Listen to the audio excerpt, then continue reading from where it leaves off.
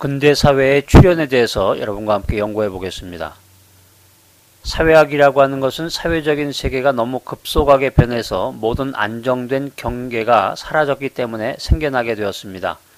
사회학은 이처럼 변화하는 세계의 결과라고 그럴까 산물로서 사회학의 전통은 농경적 봉건제에서 근대 민주주의적 자본주의로의 역사적인 전환을 중심 주제로 취급하고 있습니다. 자, 오늘 공부하는 주제의 백그라운드로서 먼저 서양 근대 사회의 특성에 대해서 잠깐 살펴보겠습니다. 중세에서 근대로 넘어가는 14세기에서 16세기의 유럽에서는 르네상스라든가 종교개혁, 신학로의 개척 등이 일어났습니다. 이런 움직임을 통해서 근대의식이 싹이 텄는데 이로부터 자연과 인간을 새롭게 인식하게 되었다는 것입니다. 다시 말해서 현세의 사물을 신과의 관련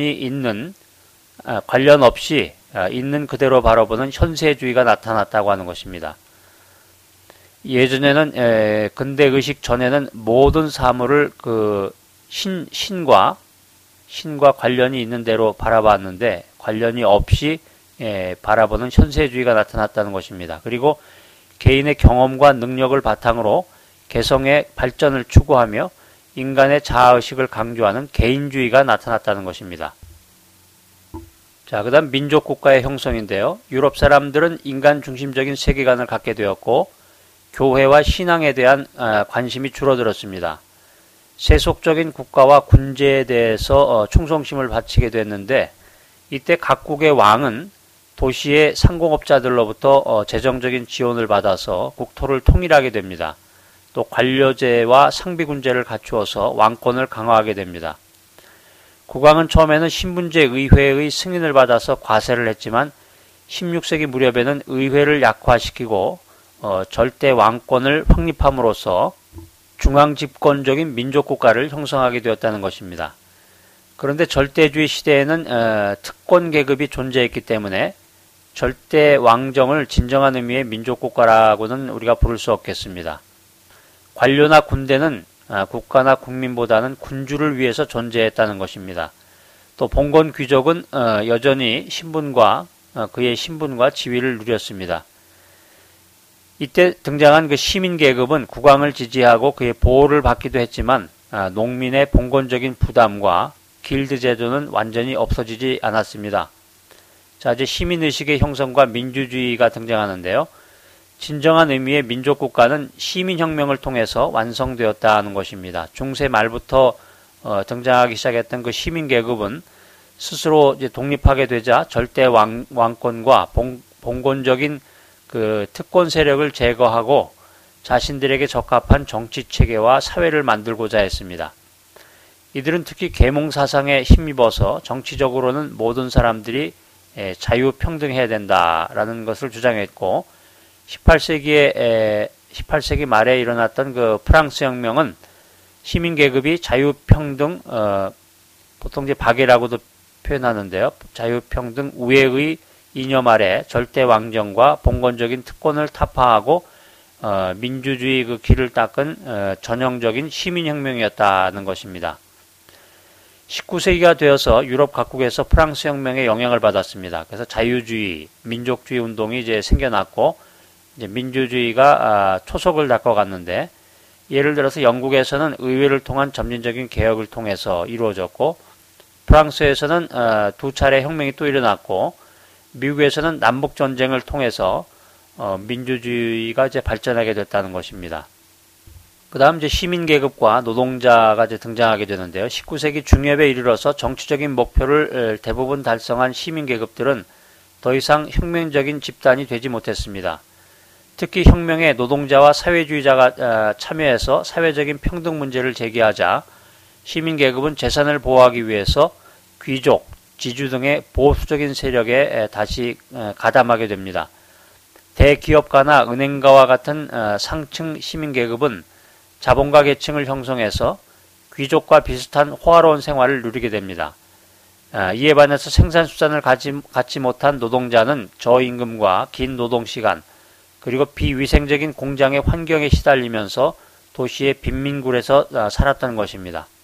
자, 조금 전에 살펴보았던 그 근대 사회에 대한 그런 백그라운드를 여러분들이 생각하면서 근대 사회에 대한 그 주제라고 할까요? 대주제를 하나씩 한번 살펴보겠습니다.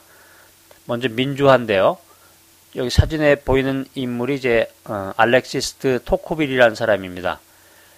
이 토쿠빌은 프랑스, 미국, 영국이 형성되던 시대를 이제 비교하게 됐는데,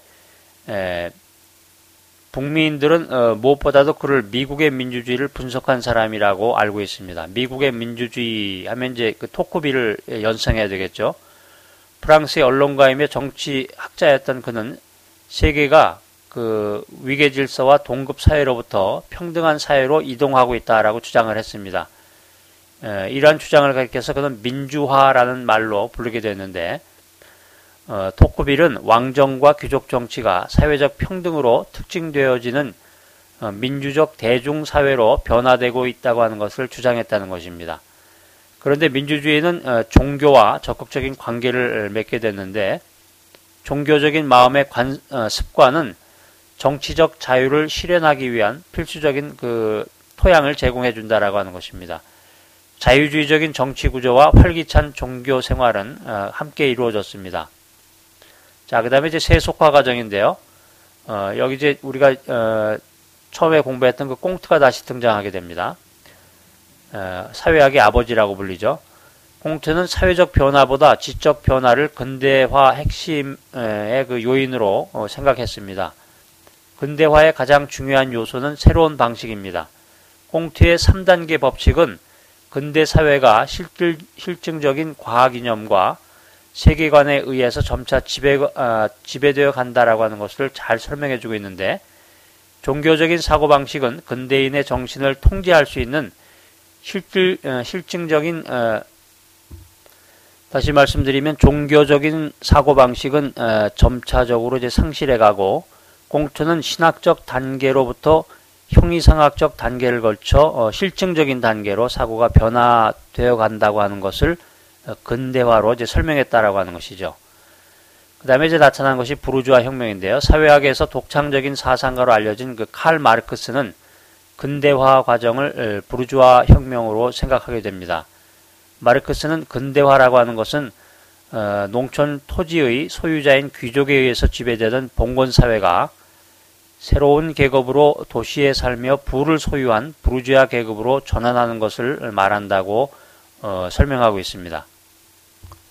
마르크스에 의하면 근대의 사회 문제와 갈등은 새로운 자본주의적, 시장 지배적 사회에서 창출된 부와 재산에 대한 투쟁을 반영하고 있습니다. 민주주의 혁명은 부르주아가 생산력에 대한 지배권을 확고하게 잡기 위해서 일으킨 정치적인 그 변화를 의미한다라고 이야기하는데, 민주주의 정치는 부르주아 계급의 정치라고 하는 것입니다. 이들은 과학을 발전시켰고 생산 비용을 절감하고 이윤을 증대하기 위해서 과학을 이용했다라고 하는 것입니다. 과학은 그 부르주아 계급의 지배를 강화시키는 사회 통제의 그 수단을 강화했습니다.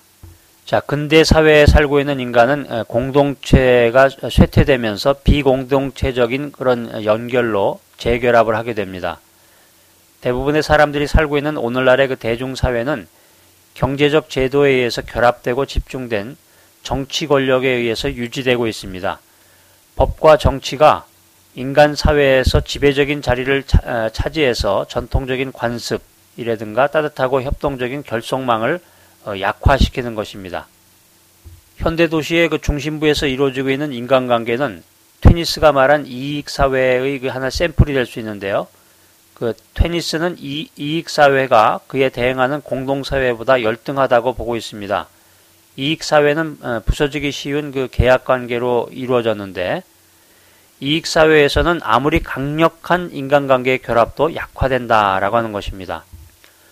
사람은 일반적으로 자기가 태어난 가정에서 가장 강력한 결속감을 경험합니다. 그렇지만 부모가 이익사회라는 테두리 안에서 자녀들을 양육하게 될 때 자녀들로 하여금 가정으로부터 독립해서 자율적인 인간이 되도록 가르치는 것이 이 내용이 되겠는데요. 계약 관계가 사회의 인간관계보다 앞서기 때문에 이익사회에서는 인간 간의 그 자율적인 계약이 이루어지도록 하기 위해서 강력한 국가를 필요로 한다고 하는 것입니다. 만약에 그렇지 않으면 사람들이 계약을 지키지 않겠죠. 자, 그리스도인들과 사회학자들은 서로 상반된 견해를 가지고 충돌하기가 쉬운데 진리가 자신들에게 얼마나 맞는가 하는 점에 집착하지 않고 사회 구조에 대한 진실의 추구에 전념하는 사람들입니다. 자, 그래서 진리의 추구라고 하는 것은 현재 자신이 가지고 있는 사회적 인식을 바꿔야 하는 위험을 무릅쓰는 과정이라고 하는 것입니다. 또한 그 값비싼 대가를 치르는 과정이라고 하는 것이죠. 자, 그래서 진리를 추구하는 사람은 광범위한 연구 분야의 자료와 정보를 활용해서